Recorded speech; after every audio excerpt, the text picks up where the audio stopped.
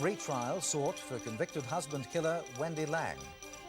Premier Ahern considers legal action over Kingston toxic waste.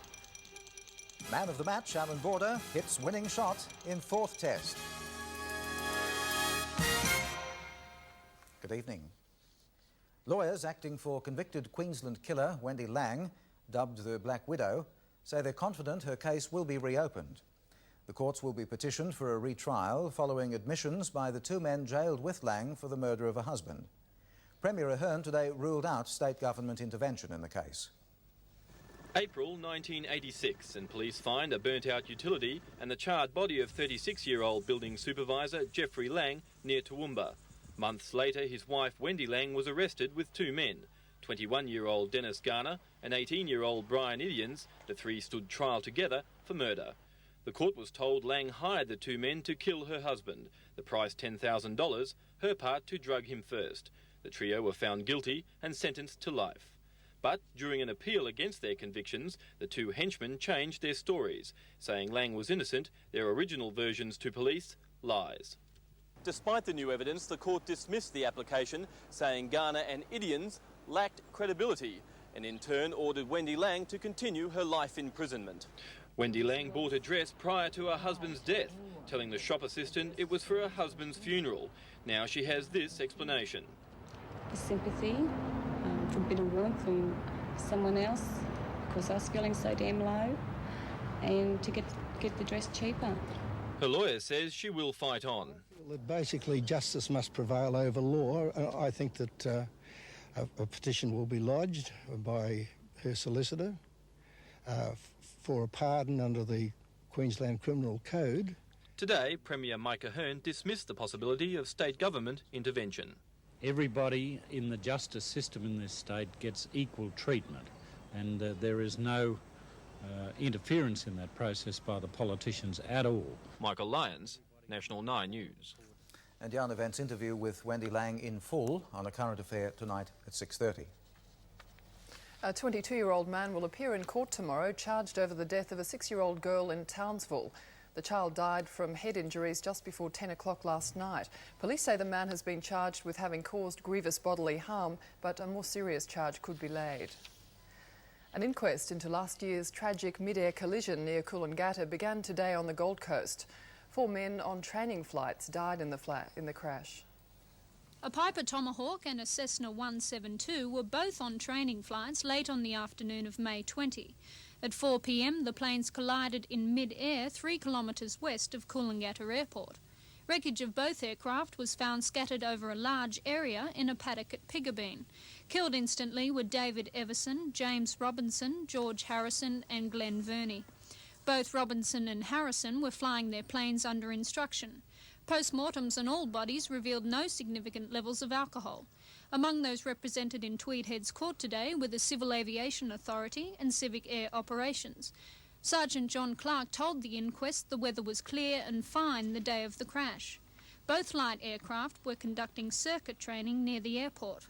The inquest was told the control tower ordered the Cessna to make an early right turn shortly before the crash. The tower also radioed an approaching Ansett Fokker to slow down before landing. The Fokker landed safely before taking off again to continue its circuit.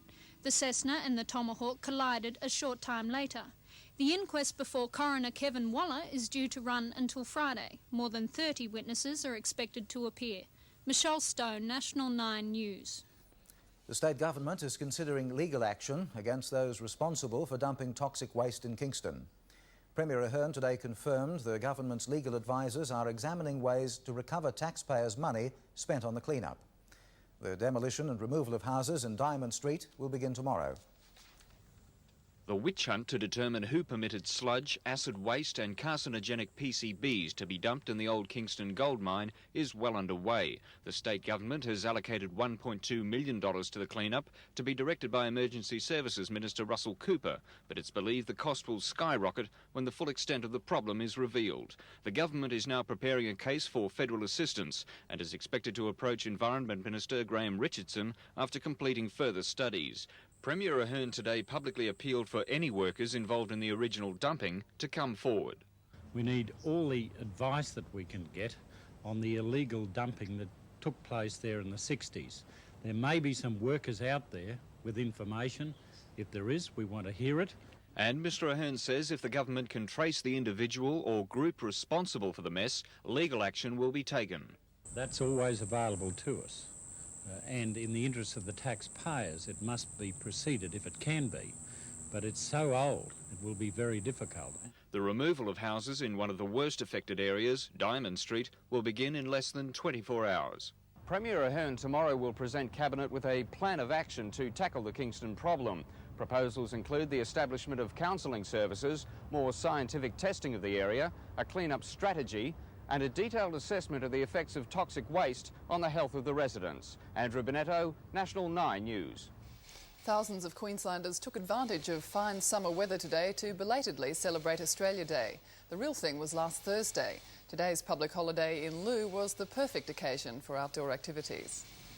Sunrise over the Lockyer Valley. For the early birds from the Balloon Club, the perfect start to holiday celebrations, with the largest assembly to go up and away in Queensland since the 1982 Commonwealth Games.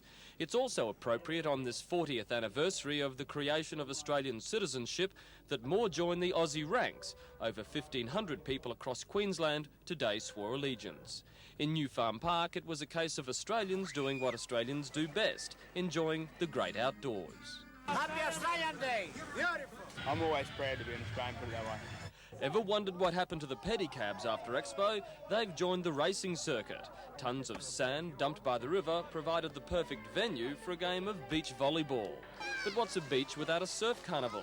The Brisbane River played host to a legion of lifesavers still content without the beach break. Overnight, a market sprung up beneath the park's jacarandas, everything on display from military hardware to Australian memorabilia.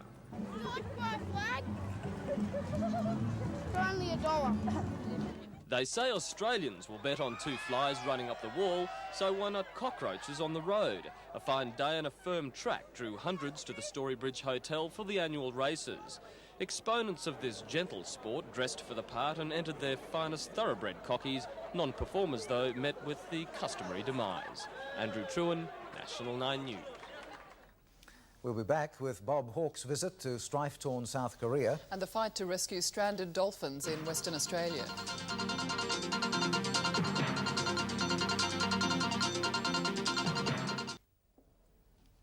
An appeal tonight for Sydney's Asian community to break its silence over a series of violent robberies which have now led to murder. A 42-year-old mother of three was stabbed when a hooded gang struck again in Greenfield Park at the weekend. Police in the western suburbs say they have few leads because witnesses fear for their own lives.